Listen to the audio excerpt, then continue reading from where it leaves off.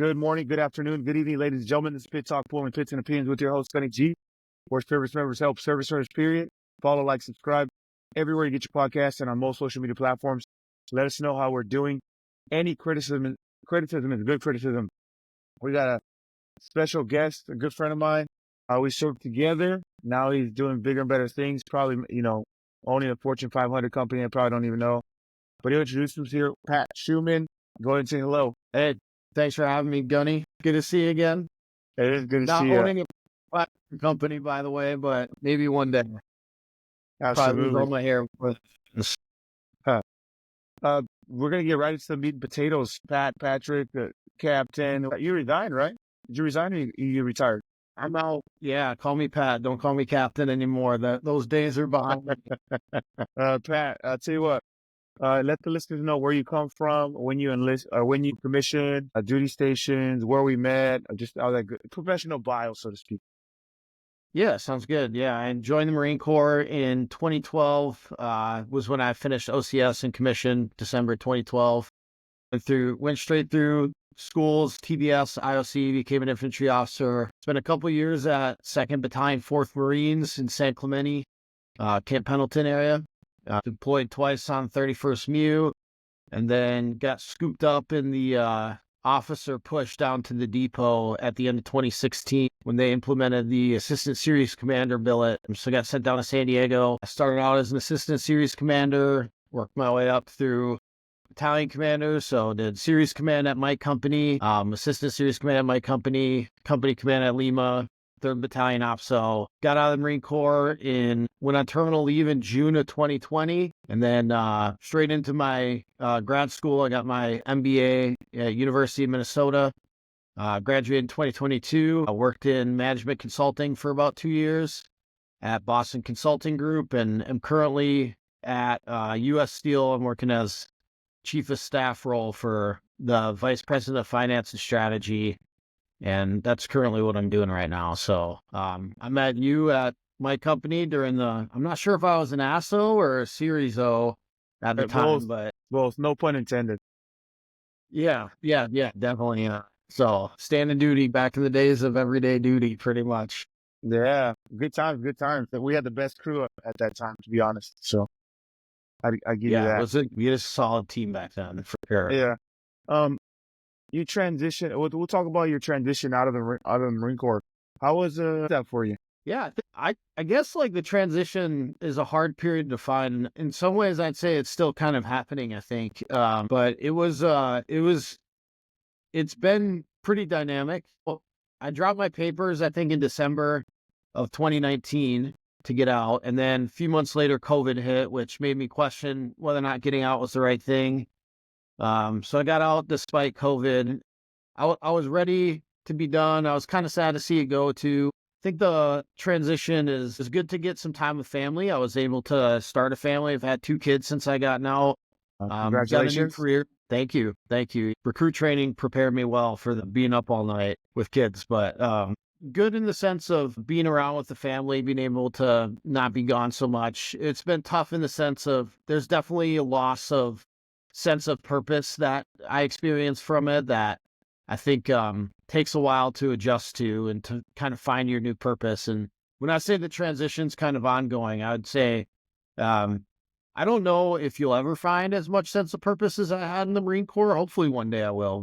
That's probably the biggest adjustment, I think. Working a job in corporate America is very different than being in the Marine Corps. And your sense of purpose is sort of a commitment to shareholders and the employees around you, but it's really financially driven more so than kind of morally driven, as much of the underpinnings and your training in the Marine Corps and the culture that binds you together. Very clear sense of purpose in the Marine Corps, a little more on yourself to identify that in the civilian world. And I'd say that's kind of ever evolving thing, whereas in the Marine Corps, it's pretty stable and consistent what your sense of purpose is there.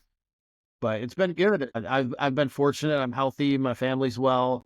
I've got a good job, making decent money, so I can't complain. To any of the audience of yours that is like still in or still going through transition, I guess the main thing I would say about transition is it's, I think, a long process for some people, maybe more so than others. For me, I feel like still kind of transitioning in some ways. Interesting. I think it's probably. And when'd you get out there? I was done. My end of date was August 1st, 2020. So it's been Oh, a right. little over 4 years. It's been a little over 4 years. It's it is interesting to hear. Also fascinating because you got out during COVID. How was that for you? Yeah, it was a little bit intimidating. I was glad to be going to school though. I had school lined up. So that was Okay. kind of what helped me stick with the decision to get out. The Marine Corps offered those of us who had dropped papers to leave, they gave us the option to stay because of COVID. So I could have kind of stuck around and extended my time at the depot and like drug it out a little bit. But I had school for 2 years and I was sort of betting on COVID being done by then, which was more or less true. We had come out of lockdowns and the economy was doing okay when I got out of school. So that going straight into school and like, you'll hear people say it's kind of like a cliche at this point, but like have a plan when you transition. My plan was to go to school and to use school as a transition period to help me find what my next career would be. That helped make transition a lot easier for me because I had a really structured program to kind of get on the bus with and 2 years of time to figure out how to not knife hand people and, interact in polite society again. So Interesting. yeah, That's good. it was good. It was uncertain. There was a lot of uncertainty. It's definitely stressful. And your family, you 2 kids, how old are they now? My oldest is just shy of 3.5 right now. And then I've got a 4-month-old at home. Congrats. Boys, girls? He turns 4, both boys. Nice. Yeah. Nice. Yep. I'd Hit say the I'm jackpot. I'm going on got my some, go ahead. you're still having them. Huh? Yes. You're still having kids? Man. So I had 2 at the time, and we had a big, huge gap Yeah. in between. And now I have 3 under 3. Okay. Because I was going to So I say, I have thought your kids were, when I have, excuse me, I think, I remember initial drill and final drill, they were moving around pretty good at that point, right? They're a yeah, little they older. were maybe third and or fourth and second grade, something like that. Ish, something like Yeah, that. I don't yeah, remember. yeah. And now she's going to turn 17. I have my son, he's going to turn 14 in March. I have my daughter, Aria, she just turned 3 in October. Beckham, my Yeah. fourth, he's my boy. He's with anybody under 24 months, you just call him 15 months right now. And Yeah. then I have one on the way at the end of February, early March. Will be my 5th one, and then we're probably done at that point. We're kind of old and tired. I'd imagine you might. Have you said you've been probably done before at some point? Well, yeah, there was that, that 10-year gap between my Yeah. daughter and my Yeah. son. Yeah. We kind of just like, okay, what's not happening? Easy day. And then we went to Hawaii, and whatever was in the water, it was like ping, ping. And then we got to Washington and boom, another one. I'm like, oh boy. It's been a fascinating ride. So get some, how do you say, grip the bull by its horns, because the boys are easy. Boys are easy. I tell you what, girls are another beast. Another I was beast. gonna say, I can't imagine having a 17-year-old girl. I wouldn't know what to do. You seem pretty Little boy- transition, you'll be all right. 'Cause Yeah. you're softy on the edge. When I met you as an asshole or whatever it is that you guys say, you're pretty rough on the edge. You're pretty into it, but transition well. It looks good on you. I'm glad you're doing well. I will say that you have a friend in me. Hey, don't think that there's no purpose, or the purpose is hard to find. I see that it's individually based. It's not a group based effort anymore, right? That's what it sounds like. I get Yeah. that same message is the same thing. Camaraderie, purpose, the mission set, the taskers, they're gone. And some people struggle with it. We'll weave back in though. Talk about your deployments. Were you married when you were 31st? Not legally. I was functionally married. We got married in 2018. We'd been together since before the Marine Corps though, and the marriage didn't really change anything. So like she lived out there with me and had a relationship, a serious relationship. So Well, she's legally yours in yeah. 50 states, so you're good. Yeah, for sure. That's what that marriage certificate does. Ownership, you know what I mean? Yeah. Yeah. I'm not sure who owns who. He probably has more ownership at me at this point, especially after having kids. Absolutely. I'm glad you and your family are doing well. Let's talk about the deployment. Deployments up there. You said 2-4. How did that go for you? They were great. the deployments were a lot of fun on the 31st MU. Everyone's got different deployment experiences. I've heard a lot of people complain about 31st MU. It was like kind of a bummer to not get like a combat deployment or something like that at the time, especially. I think I'm less bummed about it now because, I don't have to carry any of the things that come with a combat deployment with me. But There you go. Yeah. the 31st, you practice and you practice and you train and you train. And, it's like kind of like you're practicing and you never get to go and play the game and test yourself fully.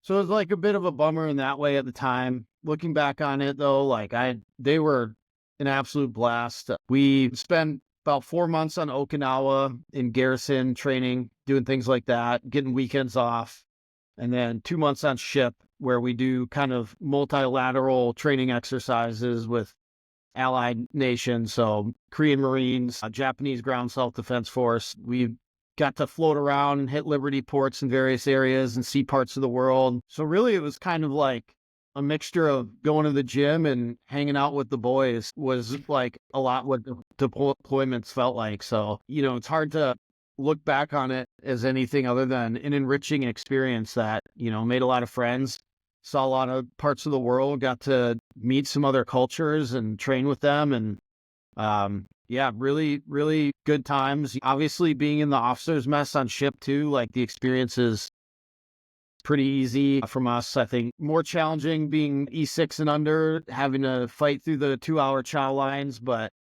yeah, I mean, I can't really say anything bad about the deployments other than, we never really got to truly test our skills, which going into the Marine Corps for me, I went in the Marine Corps heavily influenced by post 9/11. I started looking at the Marine Corps in like 2010. Things were still pretty hot in Afghanistan.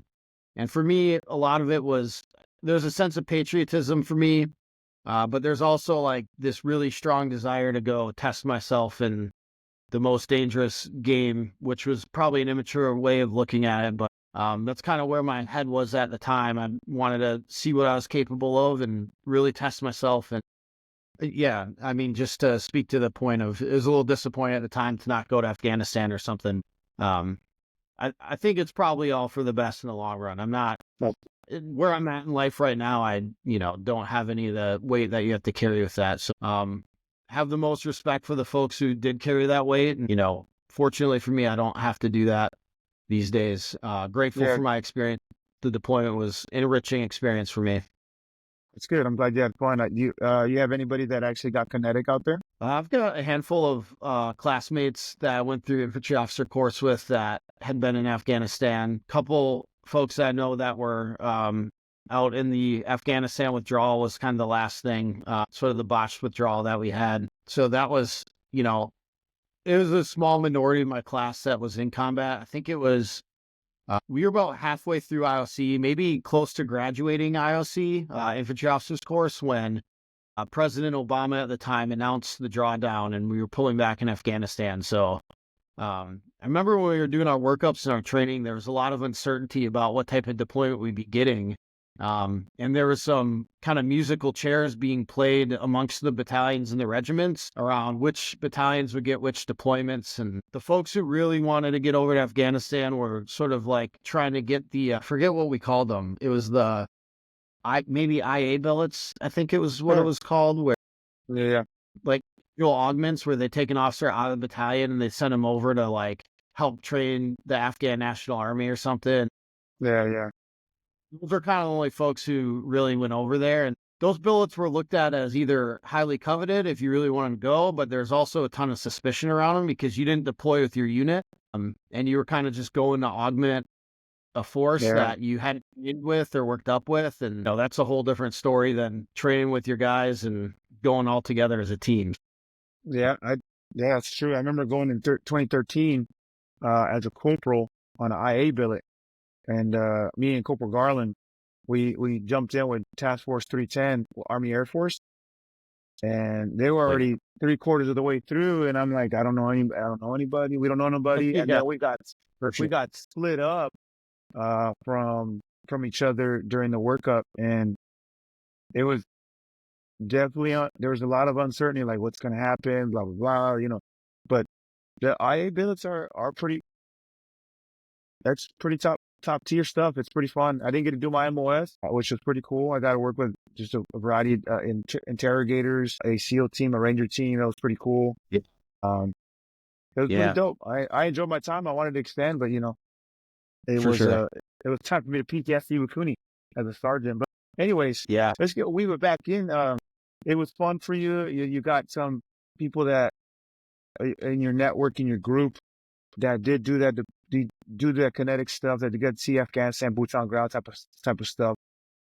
In terms of your transition out of the Marine Corps, there was some adversity you faced because you said uncertainty. Let's talk about that, a little bit about adversity there that you faced, even that you face now, trying to find purpose as an individual based advice, a group effort. What are some of the adversities you go through here currently, and if you can remember back in 2020? Yeah, sure. Maybe I'll start by talking about like setting the baseline from my time in the Marine Corps. Like I really like, I don't know if I realized how much I enjoyed this and how much it energized me to be in the Marine Corps and the type of environment, whether it was in the infantry battalion or in the schoolhouse or even at the depot, where you're immersed in your environment. Like you're going to the field in the infantry, you're going on these deployments, you're with your team that you spend 24/7 with, you're doing really hard things, you're out there suffering together, you're training, you're getting better, you're getting sharper physically, mentally, like everyone's on the same path. You have the same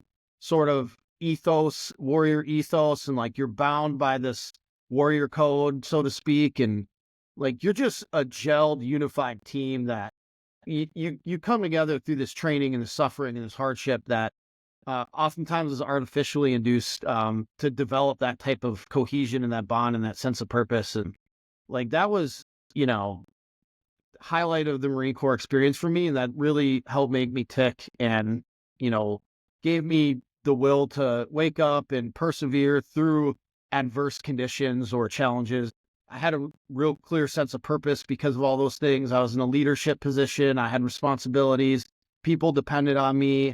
And it made it very easy to not be bogged down by uncertainty, adversity, physical hardship, mental hardship, any of those things that come along through life or in operations. And then you leave the Marine Corps and, you know, I had a plan to go to school, like goals for my life, to start a family, and those things have been successful. I graduated school, family started, I've got a house, like things are going well as far as the plan goes. But that sort of like going to work with the boys every day, like knowing what to expect from the people you work with because you're the super tight knit team, it's just not there anymore. And I think the biggest adversity I had, which I didn't expect, and this was uncertainty, adversity, all kind of mixed together, is like due to COVID, it was really hard to connect with people during that transition period. Everything was in lockdown, school was remote, the economy was sort of really volatile, it like boomed really hard and then it crashed really hard. And being an MBA, like trying to get a job in corporate America in that environment is difficult because corporations are cutting costs or they're trying to grow and they're kind of going back and forth. So the two big points of adversity I would say I faced was one, the loss of community, the loss of my tribe. And I stayed in contact with the boys and that helped a lot, but it was hard to establish a new tribe in the COVID environment where everybody was remote and I wasn't going to classes in person because it didn't exist. And then there's no happy hours or any of that sort of like camaraderie, team building type of events that you normally would get because of the COVID lockdown. So kind of being on transition and like sitting in front of a Zoom screen, learning about finance was educational, but not exactly filling up the cup from like a camaraderie teamwork if that makes sense. And then I took a job at Boston Consulting Group. Really fortunate to get that job. It's a really good job, really good career accelerator, but it was maybe not the best choice for me from a culture fit perspective. I think it I learned a lesson there that you gotta go to a place where you fit in naturally without having to alter your personality or hold yourself back or anything. That environment is one where they want really highly polished people that it's actually not that different from the military in the sense where they want to train you to be, as a new consultant, they want you to be interchangeable with all of the other consultants. And the values of a consultant are very different than the values of someone in the Marine Corps. You're in a client service and you're trying to give the client what they want, tell them what they want to hear. You're trying to make them money too, but really you're trying to make your client happy. I have learned about myself that I'm more of a contrarian, and I like to point out flaws and problems and hedge on risks and like poke holes in things. And that was like a big part of what I did in the Marine Corps, developing operational plans, you poke holes in plans, trying to improve them. And sort of my natural tendencies to do that didn't land the best with some of the client services we were doing. And I had to figure out how to transition from being more contrarian to polishing a response that made people feel good about what they were hearing. And I've never really to prioritize other folks' feelings over than what I think the truth is or what I think the right objective going forward was. And it was a building experience for me because I learned some things about myself and I learned some things about the right way to make job selections as well. So don't regret it at all, but it was a really challenging adjustment to go from the Marine Corps to remote school to like a 95% travel management consultant role. A bit of a fish out of water, really steep learning curve, building experience, but it was certainly adverse. I was gone from my family. I had a young child. It was hard for my wife at home. I didn't feel connected to a lot of my coworkers, largely in part because of the culture fit, largely in part because you switch projects every 8 to 12 weeks in consulting. So you're never working with the same team. So it's hard to develop a depth of relationships. Things felt transactional. It was all foreign to me. In the Marine Corps, trying to build deep, trusting relationships with my team. And, you're preparing to like go into dynamic and kinetic situations where you have to count on people to do things that maybe are against their own physical welfare in order to accomplish a mission. You transition from that to like, let's see how we can navigate the politics of corporate America to have the best financial outcome for the client while getting ourselves ahead. And that created adversity for myself with aligning my own values to what I was doing. And then the absolute time commitment with travel and just being gone from my family created adversity at home. So one of the things I really missed during that period of adversity was the sense of purpose I had. I knew my sense of purpose in taking this job was to make money, to build some experience, and to further my career, which I would say they're important purposes, but they don't hold the same water that the purpose of being a Marine officer does when you're training recruits and imbuing them with warfighting spirit to accomplish the mission, and that you have in the Marine Corps where you're going out deploying forward, you're preparing, you're being ready to fight the nation's battles. Like those are just much higher level purpose type things. I felt the vacuum of that. And the adversity for me was, what is it that's going to keep me motivated and going through this period of adversity? And it was just like, it came down to pure discipline that kept me going at that time, which I'd say, like, thanks to the Marine Corps, I had that sort of pure discipline built up. But I didn't have to rely on pure discipline in the Marine Corps because I was genuinely pretty energized by what I was doing and the sense of purpose I had. So Yeah, pretty long-winded answer to your question, I think. it's a well-versed answer. I think you figure out in adversity who you truly are and what is it that you fall back on. And it sounds like you fall back on the basics that were instilled in you. Maybe not so much because you were already an adult when you came in, but it definitely amplified the abilities that you had as an individual. And I think brilliance in the basics that's what it sounds like to me. Back to what you knew was going to work, and discipline was one. Right. So Yeah. that's good. I appreciate that good gouge, Pat. I got a question for you. Where you at now? What state? Where you at home at? Yeah, I'm at home right now. Work mostly remote at my current job, with a little bit of travel just so that I can have human interactions from time to time. But I live in this little town called Andover. It's about 30 minutes northwest of Minneapolis. And the reason I live here is because this is actually kind of a cliche in Minneapolis, but my wife is from Minnesota, married a Minnesota girl and moved to Minnesota as a result. There's a lot of folks like me like that in the area, but yeah, it's great. We live pretty near family and I have a lot more time with my kids right now, which I think is the appropriate place for me with my personal values at this point in life. So It's awesome. The two little ones at home, you don't get that time back. And, I'm in a good spot with where I'm at currently. Yeah, even though even though it was hard for you to get out, it all worked out. It Perfect. did. Perfect Yeah. timing. It did.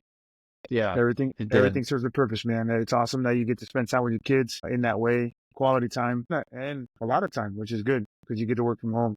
It sounds like you're the epitome of transition. You're doing great. Yeah, I think I'm doing objectively really well. I have the type of mind where, I sort of torture myself because no matter how good things can be for me, I'm always looking to what's next or what I'm missing.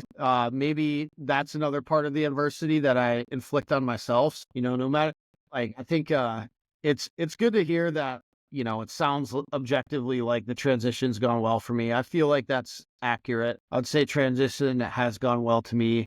I don't think the place that I'm in right now will be where I'm at forever. I'm always looking to grow and do the next thing. And I have probably a comfortable level of angst or uncertainty about how to get to that next level that pretty much always exists. So I think that's a good thing, though. I think, there's a transition from the Marine Corps to civilian life, and I'd say I've probably successfully accomplished that. But I think life is really, for me anyway, it's always a transition. There's always some sort of transition occurring. I'm never really sitting in one place for too long and never really doing the same thing for too long. So I may be a glutton for punishment, but I think that's also kind of the essence of growth. And, you got to keep your feet moving and onward and upward.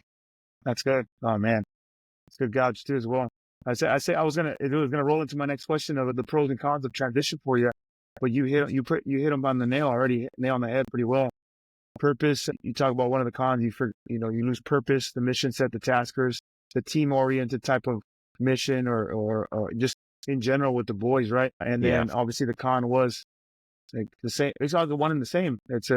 You lose the network, you lose the dudes, and it's just you now, and it's almost like you against the world. I mean, obviously your wife, your family, what you've established. We got to hit, and that piece right there is people struggle with a lot more than we have a conversation about. Dudes transition, men and women transition from the service. They lose the tasks, they lose the missions, they lose the dudes around them and dudettes around them, and they lose purpose and they can't find it no more. And we're struggling with mental health now and suicide more than anything. And we gotta weave it back in, Pat, and we gotta use the tools that made us successful and made you objectively successful, right? And got you where you're at now. What are some tools that you use for yourself and speak to that human aspect of? Yeah, I think the mental health struggles and the suicide thing, I think about that a lot. It's hit close to home. There's a good number of folks in our network that we know mutually that, are part of that 22 a day statistic. Mm-hmm. And I'm sure we both have a good number of folks that we know that aren't mutual networks that's happened to as well. That always seems to bubble its way up a couple times a year, back into the, spotlight, causes me to think about it quite a bit. And I think, I think everybody who is able to make it work and find like a good place mentally, probably has different approach. For me, there's really been two very tangible tools that have been successful when I have better mental health and frequent exercise. Losing the exercise as part of your day in the military makes it challenging to stay up with exercise. I've got 2 kids, a wife, a house, a pretty demanding job, even though I'm not traveling all the time and consulting. And it's easy for exercise to fall by the wayside. You really need to prioritize it. And for me, like, exercising is the most critical thing to maintaining energy and like good mental health. That's the number one most important thing I can do. And the second thing is not drinking, or not drinking much at least. I'd love to have a good bourbon and I love to have a few drinks. I spent a lot of time drinking when I first got out, when I was in school during the COVID lockups. I had a surgery to fix a hip injury I had, so I wasn't able to work out. And those were some of the hardest times because you combine not working out with drinking and not being around people. And it was tough. So what I learned through that period was, like, I fixed my hip. I got back into a place where I was able to exercise again, figure out what type of exercise I could do. So staying up on top of like the self-improvement, the self-care. Exercise produces nature's antidepressants. You have endorphins. It makes you feel good. And it drives you to make healthier life decisions, like not drinking and eating well. So I'd say the 2 main things are exercise and not drinking. A third main thing is, and this is probably the more challenging one, the other 2 you can do on your own through discipline and willpower: exercise and not drinking, that is. But the third thing is you got to find your tribe, which is another phrase that's kind of a cliche for transitioning vets. Like your tribe in the Marine Corps is your unit. You and the folks that you were in units with previously, and you're bound through that sense of purpose you're talking about. And when you get out, it's difficult to find a tribe. As an adult, it's difficult to kind of make friends and, who've lived in the same area forever. They're all friends with people from high school. Finding ways to get engaged with causes that you align with, or to find people that you click well with, is really important. And this is another good reason to exercise, because I think a lot of people find this by going to gyms. You'll generally find pretty good alignment if you go to gyms. I have gone to, CrossFit gym a little bit, and those folks really work out a lot together, and you can find some good camaraderie, and a lot of vets go to these type of gyms too. So that's one good way. Another good way is, the path of employment. If you are fortunate enough to be able to make choices on where you work, and you're not just making the decision based on making a livelihood, which is, you always want to try to get to the place where you're choosing where you work and you're not just trying to survive, but you really got to pick a place where you click well with those around you, because you spend so much time at work that you want to be able to develop a type of relationship with folks. But I will say to anybody in the audience that's listening, if you're going into corporate America, it's not a viable path to expect the people you work with to be your tribe. It just isn't. Corporate America looks at employees as expendable resources, and they're very quick to downsize, to make changes, and people are very in it for a career advancement. I guess I was hoping that I would find a place where my coworkers would be my tribe, and I'm much closer to that at my current company. I really like the people I work with. There's a natural clicking that happens, but it's not enough in itself to give you that sort of support network and friend group or tribe, so to speak. So that's one of the things that has really been challenging. There's just not enough time in the day for me to manage the family, manage work. I have some other extracurriculars I do that help out with this. I'm sitting on planning and zoning commission for city government, and I have some folks that I connect with through that. But at the point with all the, you know better than anybody, with 5 kids, it's hard to chisel out time to go do stuff for yourself. To the degree which you can dedicate time to extracurricular sports like intramural sports or something like that, or going to a gym, or being part of a nonprofit group or something. I've done some work with the Minnesota Assistance Council for Veterans, where we help with homeless veterans, building homes for them and stuff. That's another good way I've made some connections. But trying to build a tribe is really important. So to boil it all down, the 3 things is 2 of them. The first 2 you can do on your own through will and discipline, which is exercise and don't drink, don't do a ton of drugs. You got to take care of yourself and be healthy. You want to have a healthy mindset and healthy body, and you want to exercise. Those 2 things you can do on your own. And then the third thing is finding a tribe. So that's a little more challenging. I don't have a formula for that, but that one is definitely really helpful to have people in a support group. Being by family is probably the best way you could do it. That's good. That's good. Don't drink, exercise, and find a tribe. Find purpose with the same people that believe the same things, similar things to you, culturally speaking and ideologically speaking. That's good. That's good, because I talk to a lot of servicemen with the same type of advice, different here and there based on their experience. But the one thing is the tribe. Constant with transitioning servicemen, then it's tribe. Where do I find my tribe? And you got to take that 30-inch step forward, and I promise you'll find it. You just look, if you scroll in your electronic Rolodex, I promise every single one that you met while you were in the service, that's your tribe. It's still consistently going to be your tribe, because I know that I can call somebody that I haven't talked to in a couple of years and pick up where we left off. Right? I have to get the same mental state. Yeah, go ahead. Yeah, I totally agree with you. I think self-reflecting, I could probably be better at that as well. I probably don't reach out as much as I should to folks that I served with, but I sometimes do, and sometimes they reach out to me, and no matter who it is or when they call, it's always a pleasure to catch up and chat with them. So it's nothing but good when that happens. I completely agree with that. It's good to stay connected to where you came from, and it's always a feel-good thing when that occurs. Absolutely, Pat. It's good to hear from you. It's good that you're doing well. I'm glad that you're doing well. You and your family. Say hello to your wife and your kids for me. If you need anything, let me know. You got me in your electronic Rolodex, so there's no excuse now for both of us not to connect every once in a while. Ladies and gentlemen, it's Patrick Shuman, Gunny G on Pit Talk, pulling pits and opinions with service members, help service centers, period. Follow, like, subscribe. Everywhere you get your podcast and on most social media platforms. Let us know how we're doing. Any criticism, good criticism. Ladies and gentlemen, me and Pat, we out. I'll talk to you later, Thanks, all right? Gunny. No worries, man. Absolutely. Thank you. Bye-bye.